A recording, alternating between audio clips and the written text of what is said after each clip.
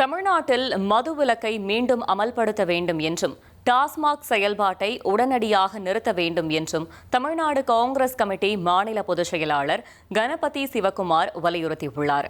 கணபதி சிவக்குமார் வெளியிட்டுள்ள அறிக்கையில், முன்னாள் முதலமைச்சர் அண்ணாதுரை மதுவிலக்கை அடிப்படை கொள்கையாக கொண்டு செயல்பட்டதாகவும் மதுவால் கிடைக்கும் வருவாயை அவர் எதிர்த்ததாகவும் குறிப்பிட்டுள்ளார்.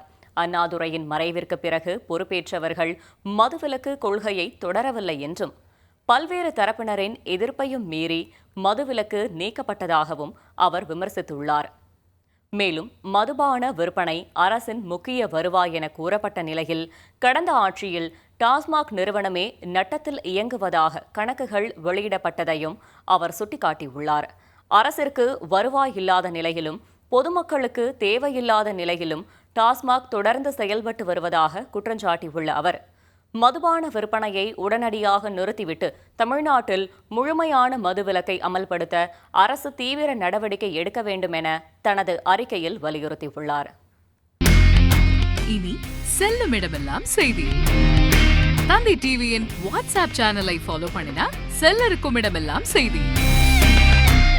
இதோ QR கோட் இப்பவே ஸ்கேன் பண்ணுங்க, ஃபாலோ பண்ணுங்க.